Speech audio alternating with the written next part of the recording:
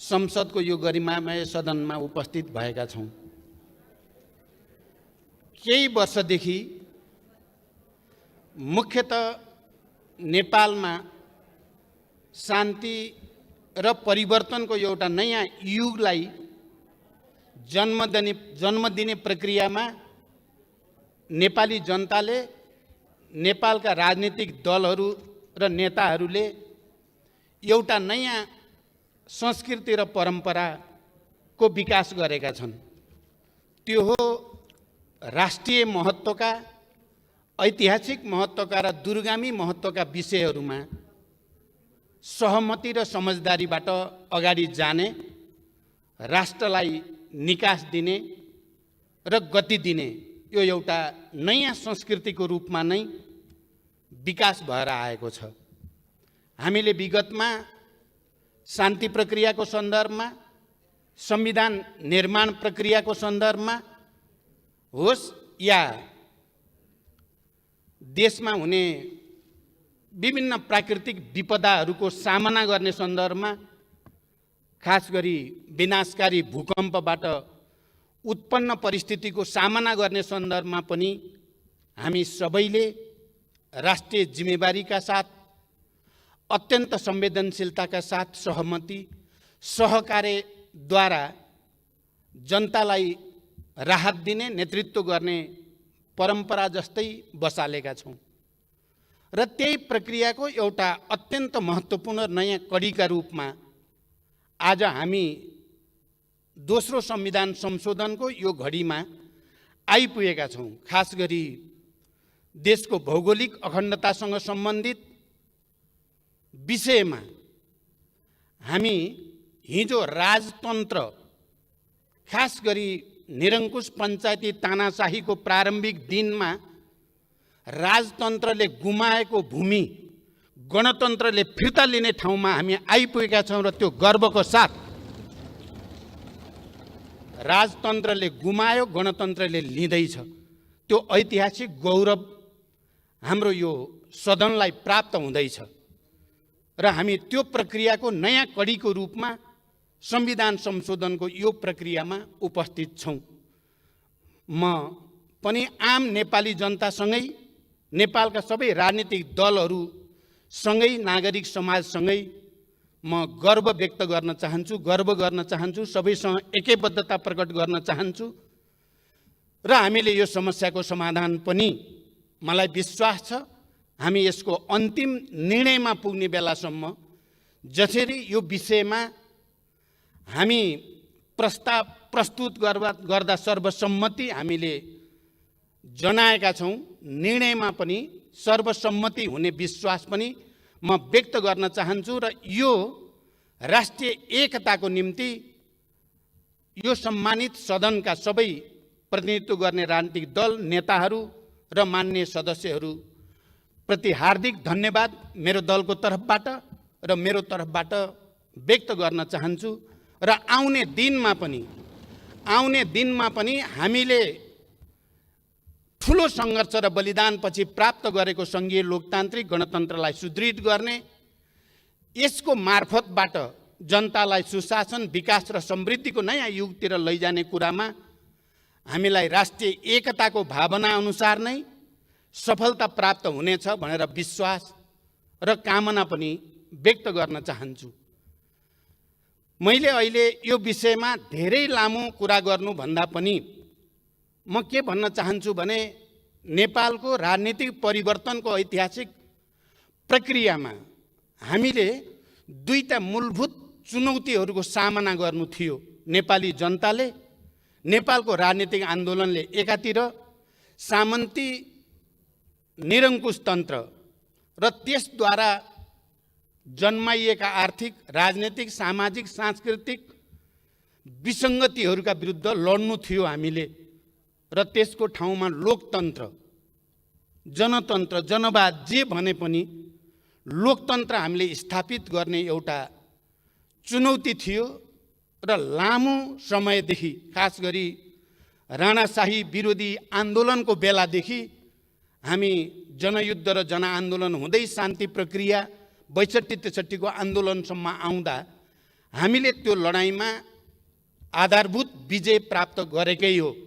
नेपाली जनताले त्यो लडाईँमा विजय प्राप्त गर्यो र नेपाल गणतन्त्रको नयाँ युगमा, लोकतन्त्रको नयाँ युगमा, सङ्घीयता समावेशिताको नयाँ युगमा पदार्पण गर्यो।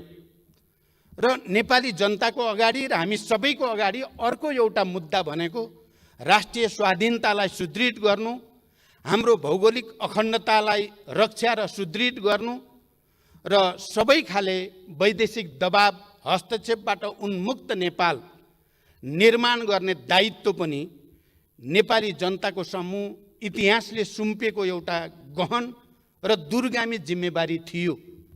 मलाई लाग्छ आज हामी जे निर्णय गर्न जाँदैछौँ त्यही दोस्रो ऐतिहासिक मुद्दालाई फैसला गर्ने, दोस्रो ऐतिहासिक चुनौतीको सामना गर्ने र नेपालको राष्ट्रिय स्वाधीनतालाई सुदृढ गर्ने, भौगोलिक अखण्डतालाई सुदृढ गर्ने एउटा महान अभियानकै क्रममा हामी यहाँ आइपुगेका छौँ। यहाँ अस्ति सम्माननीय प्रधानमन्त्रीले रोस्टमबाट बोल्दै गर्दा यो विषय कुनै पार्टी विशेषको मात्रै विषय होइन, कुनै नेता विशेषको मात्रै विषय होइन, यहाँ सदनमा भएका सबै राजनीतिक दलहरूको विषय हो र त्यतिको मात्रै पनि होइन, यो आम नेपाली जनताको पनि विषय हो। त्यसकारण यसमा कसैले जस लिने या अपजस दिने भन्दा पनि यो ऐतिहासिक महाअभियानलाई सफल पार्ने लामो समयदेखि नेपाली जनताले गर्दै आएको प्रयत्नको केन्द्रीकृत अभिव्यक्तिको रूपमा, किनकि लामो समयदेखि यो सङ्घर्ष बहस चल्दै आएको थियो र त्यो बहसको एउटा केन्द्रीकरणको रूपमा अहिले यहाँ आइपुग्दा हामी देशको गुमेको भूभाग फिर्ता लिने प्रक्रियाको एउटा नयाँ चरणमा हामी आइपुगेका हौँ।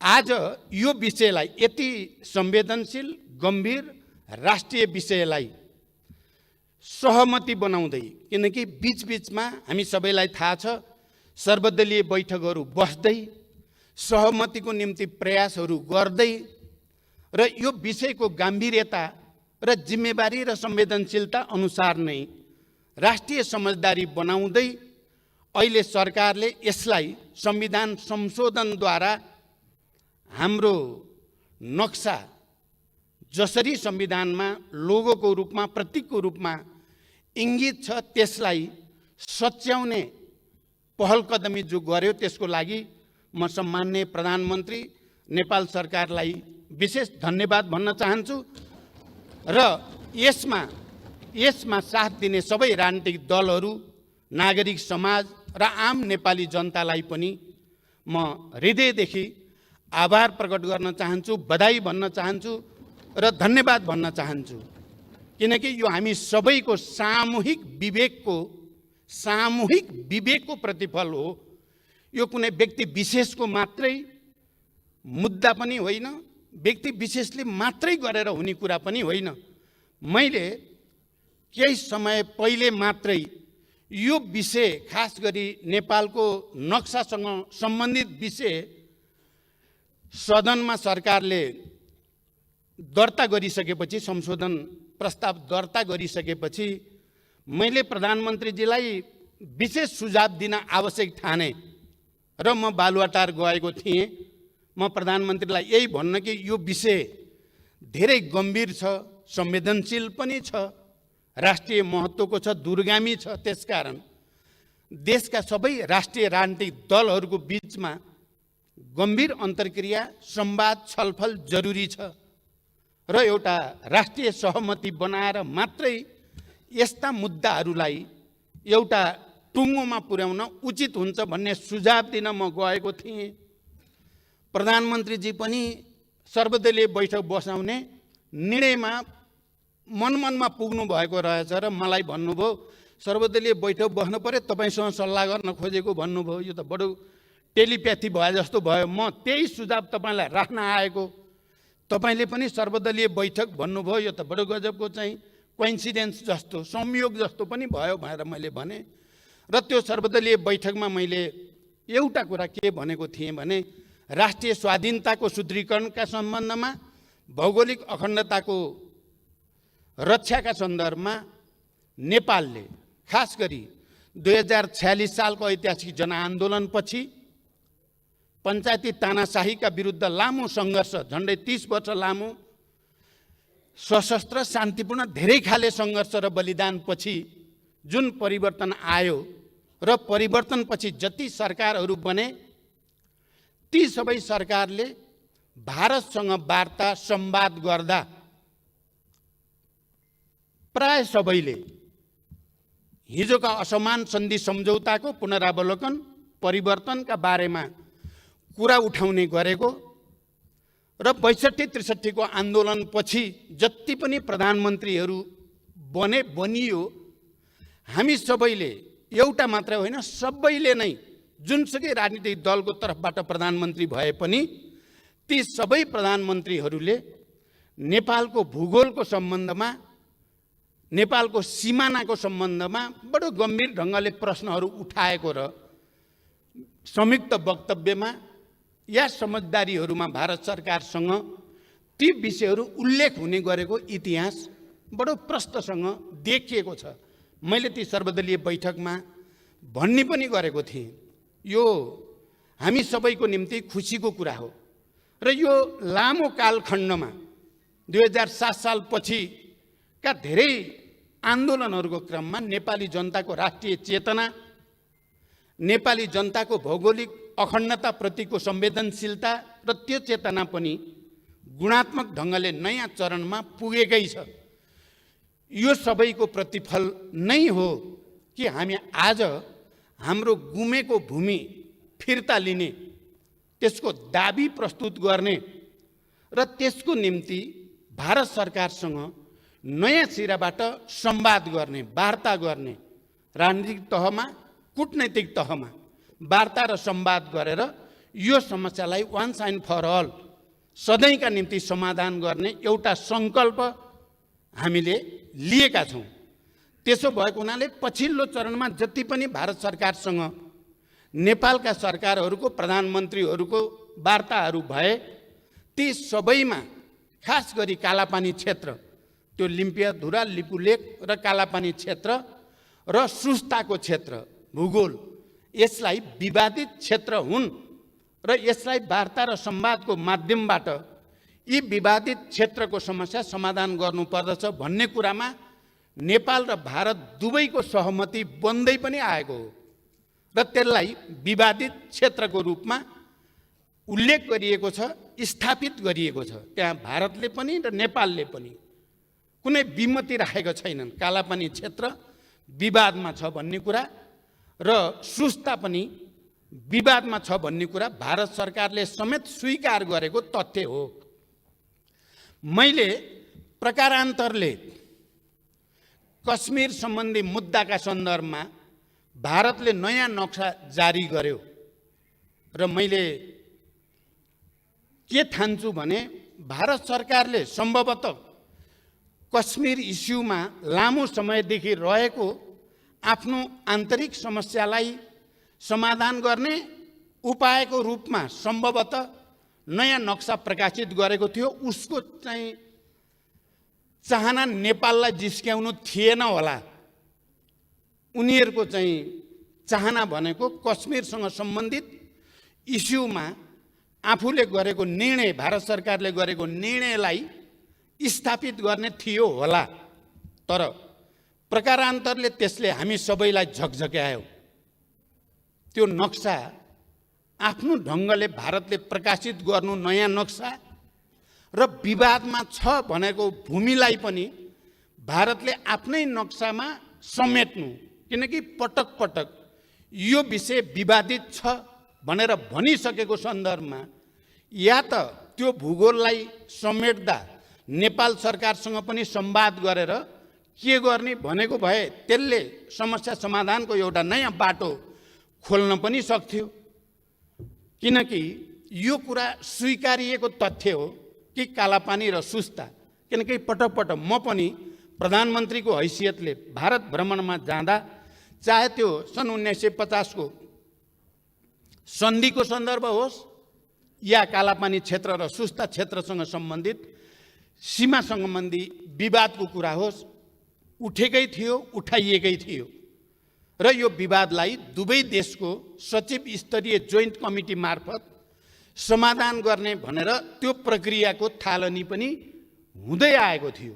यस्तो पृष्ठभूमिमा कुनै एउटा देशले नक्सा प्रकाशित गर्दा नयाँ सन्दर्भमा हामी आफैले स्वीकार गरेको ऐतिहासिक तथ्य र विवाद भनेर भनिएको विषय, किनकि एउटा कुरा प्राय के हुने गर्थ्यो भने जहाँको समस्या समाधान भयो त्यसलाई समाधान भयो भनेर टुङ्गियाको घोषणा गरौँ, जहाँ बाँकी छ त्यसलाई मात्रै समाधान हुन बाँकी सिमानाका समस्या भनेर कालापानी र सुस्तालाई बाँकी समाधान हुन बाँकी विषयको रूपमा, अन्य समाधान भइसकेको विषयको रूपमा टुङ्ग्याएर जाउँ भन्ने प्रस्ताव पटक पटक आउने गरेको हो र नेपालले त्यसलाई होइन, यो जहाँ सबभन्दा बढी विवाद छ तिनलाई समाधान नगरी अन्यत्रको विषय जो त्यति धेरै गम्भीर छैन ती विषयलाई समाधान भयो भन्नु उचित हुँदैन। सबैलाई एकैचोटि टुङ्ग्याउँ र एकैचोटि समाधान भएको घोषणा गरौँ भन्ने नेपालको हामी सबैको अडान रहँदै आएको हो। त्यो तथ्य पनि म यो सम्मानित सदनलाई जानकारी गराउन चाहन्छु। जे भए पनि भारतले त्यो नक्सा प्रकाशित गरिसकेपछि हामीहरूको अगाडि एउटा सवाल त खडा भयो, नेपालले पनि नक्सा प्रकाशित गर्ने या नगर्ने। सौभाग्यवश भनौँ या संयोगवश भनौँ, त्यति नै बेला हाम्रो दल, हाम्रो पार्टी नेपाल कम्युनिस्ट पार्टीमा एउटा सचिवालयको बैठकमा मलाई अध्यक्ष पनि अलि कार्यकारी भूमिका बढाउने भनेर भनिएको सन्दर्भ थियो र मैले स्थायी समितिको बैठकको नेतृत्व मङ्सिरको अन्त्य र पुसको पहिलो हप्तामा गरेको थिएँ। त्यो बैठकबाट र त्यसपछि माघमा दोस्रो बैठक केन्द्रीय समितिकै बैठक गरिएको थियो। त्यो बैठकबाट हामीले पार्टीको तर्फबाट हाम्रो नक्सा पनि प्रकाशित गरिनु पर्दछ। नेपालले पनि हामीले हाम्रो भूभाग जसमा हामी भित्र दुविधा छैन, नेपालीहरूको बिचमा कुनै विमति छैन, त्यो सर्वसम्मत भएको कालापानी, लिपुलेक र लिम्पियाधुरा यो भूभाग समेटेर नेपालले पनि नक्सा प्रकाशित गर्नुपर्दछ भन्ने निर्णय हामीले गर्यौँ र मैले पार्टी अध्यक्षको हैसियतले अर्को अध्यक्ष र प्रधानमन्त्री, सम्माननीय प्रधानमन्त्री कमरेडलाई नक्सा प्रकाशित गर्ने बारेमा पार्टीका निर्णयहरूको जानकारी पनि गराउँदै आएको थिएँ। त्यसकारण यो नक्साको कुरा अहिले मात्रै उठ्यो, अहिले मात्रै टुङ्गियो भन्ने कुरा होइन। जति बेला भारतको तर्फबाट नक्सा प्रकाशित भयो हाम्रो जिम्मेवारी र दायित्व बन्थ्यो कि हामीले पनि नक्सा प्रकाशित गरौँ।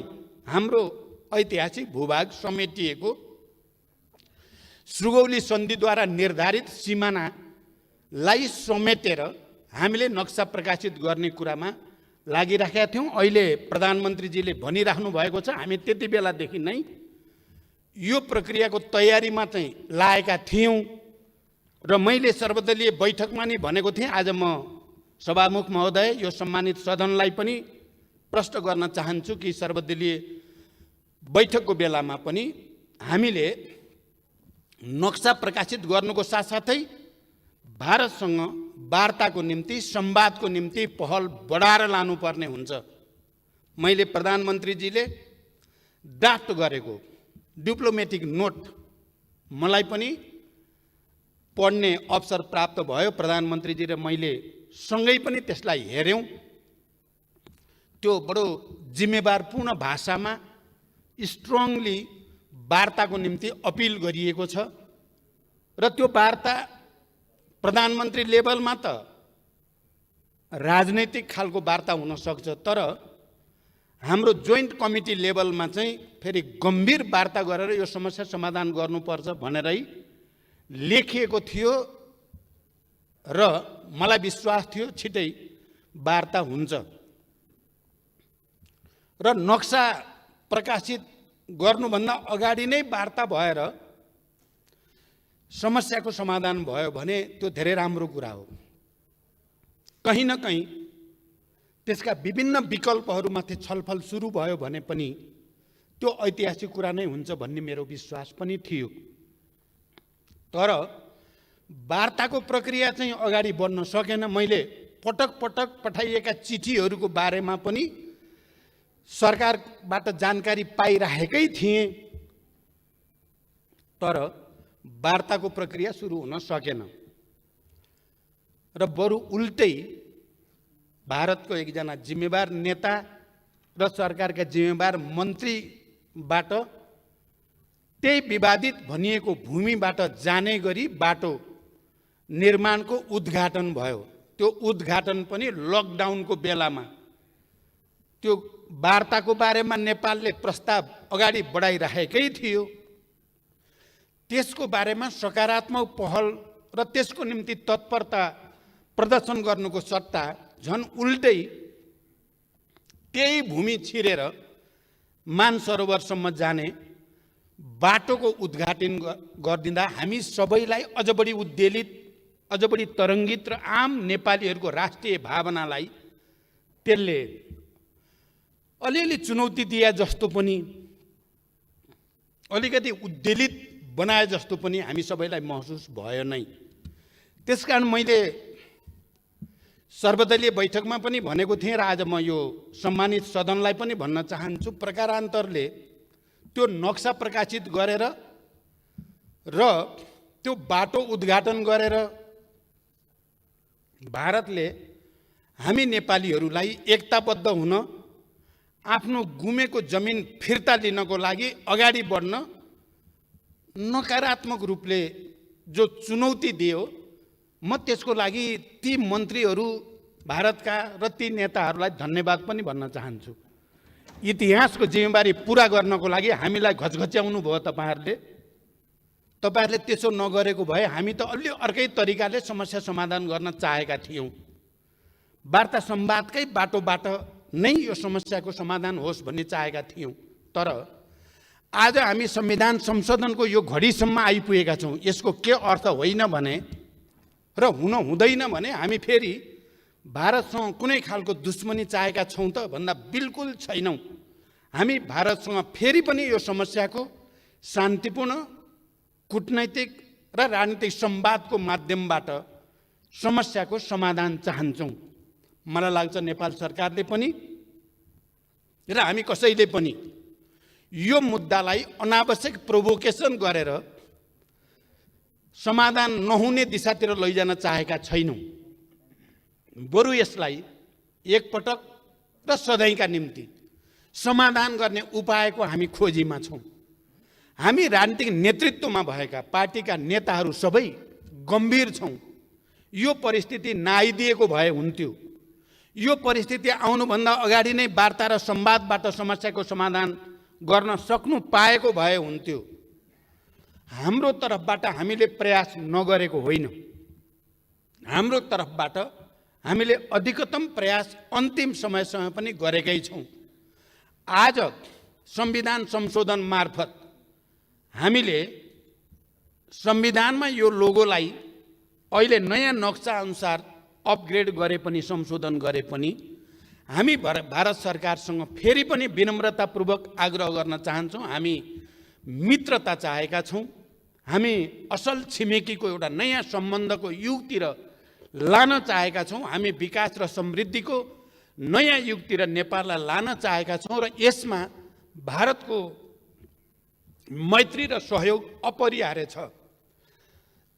त्यसकारण म के भन्न चाहन्छु भने आज यो सम्मानित सदनबाट यो निर्णय सर्वसम्मत रूपबाट हुनु भनेको भारतसँग दूरी बढाउनु चाहिँ होइन, बरु भारतलाई यो समस्या समाधानको निम्ति अझ बढी घचघच्याउनु, उहाँहरूलाई अझ बढी प्रेरित गर्नु, उहाँहरू यो समस्याको सत्य तथ्यका आधारमा, ऐतिहासिक तथ्य तथ्याङ्क दस्तावेजका आधारमा समस्याको सदाका लागि समाधान गरेर एउटा असल मैत्रीको एउटा नयाँ चरणतिर लैजानको लागि एउटा वातावरण बनोस् भन्ने हाम्रो चाहना छ। म नेकपाको तर्फबाट यो कुरो बडो प्रष्ट भाषामा भन्न चाहन्छु। हामी हाम्रा छिमेकीहरूसँग, भारतसँग, चीनसँग एउटा सुमधुर मैत्री सम्बन्ध, सन्तुलित र हाम्रो स्वतन्त्र असंलग्न परराष्ट्र नीति अनुसारको एउटा नयाँ सम्बन्ध विकास गरेर हामी नेपाली जनताको समृद्धि र विकासको आकांक्षालाई सम्बोधन गर्न चाहेका छौँ। र हामीले यहाँ आज राष्ट्रिय सहमति हो। यद्यपि हामी विचारधारात्मक रूपमा, राजनैतिक रूपमा विभिन्न पार्टीका छौँ, विभिन्न राजनीतिक दलमा छौँ, विभिन्न दर्शनका अनुयायीहरू छौँ, तर नेपालको यो राष्ट्रिय मुद्दामा हामी सबै एक छौँ। सबै दलहरू एक छौँ। हामी सबै वर्ग, जाति, क्षेत्र, लिङ्ग, समुदायका नेपाली जनता हामी एक ठाउँमा छौँ। यो सन्देश हामीले भारतलाई चाहिँ कुनै किसिमले भारतलाई अप्ठ्यारो पार्नको लागि यो एकता प्रदर्शन भएको होइन। बरु भारतले हाम्रो समस्या ठिक ढङ्गले बुझिदियोस्, नेपाली जनताको भावनालाई, नेपाली जनताको चाहनालाई भारतले राम्रोसँग विचार गरिदियोस् भन्ने एउटा सन्देश प्रवाह गर्न चाहेका छौँ। र अन्ततः हामीलाई थाहा छ समस्याको समाधान संवाद र वार्ताबाटै हुने हो। हामी यसलाई योभन्दा पर चर्काएर कसैलाई पनि फाइदा छैन भन्ने कुरामा हामी सचेत छौँ। हामी त्यस्तो कुनै दुविधामा छैनौँ। हामी त्यस्तो कुनै बचकाना आवेगमा छैनौँ कि हामी निहित राजनीतिक स्वार्थको निम्ति यस्तो राष्ट्रिय संवेदनशील र ऐतिहासिक मुद्दामा खेलबाड गर्ने नेतृत्व हामी होइन। यदि हामी त्यस्तो हुन्थ्यो भने हामीले नेपालमा यो परिवर्तन सम्भव तुल्याउन सक्ने थिएनौँ। हामीले नेपालमा शान्तिको एउटा नयाँ उदाहरण विश्व सामु प्रस्तुत गर्न सक्ने थिएनौँ। हामीले यो परिवर्तनलाई यो स्तरमा ल्याउन सक्ने थिएनौँ। त्यसकारण अहिले फेरि एकचोटि हामीले विश्व सामु एउटा सन्देश दिएका छौँ। हामी नेपालीहरू नेपालको राष्ट्रिय मुद्दामा, ऐतिहासिक मुद्दामा एक ठाउँमा खडा हुन्छन्। हिजो पनि हामीले त्यो साबित गरेका हौँ, आज पनि हामीले त्यो साबित गरेका छौँ र मलाई विश्वास छ भोलि पनि हामी राष्ट्रिय मुद्दामा एकजुट भएर नै विश्वलाई एउटा सन्देश दिइराख्नेछौँ। म भारतको सरकार, त्यहाँका राजनीतिक नेताहरू, राजनीतिक दलहरू, त्यहाँका बुद्धिजीवी, त्यहाँका पत्रकारहरूलाई पनि नेपाली जनताको यो भावना र संवेदनशीलतालाई गम्भीरतापूर्वक लिइदिन म हार्दिक रूपले आग्रह गर्न चाहन्छु। हामी योभन्दा बढी यो विषय नतन्कियोस्, बरु यो बिन्दुबाट वार्ता संवादको एउटा नयाँ युगको सूत्रपात होस् र त्यसले हाम्रा बीचमा भएका समस्याहरूलाई स्थायी रूपले समाधान गर्ने एउटा वातावरण बनोस् भन्ने हाम्रो चाहनालाई म व्यक्त गर्न चाहन्छु। मलाई आज यति बोल्दै गर्दा विशेष गर्वको महसुस भएको छ, किनकि हामीले 12 बुँदे समझदारीदेखि शान्ति सम्झौतासम्म आउँदा जुन राजनीतिक संस्कार हामीले सूत्रपात गर्यौं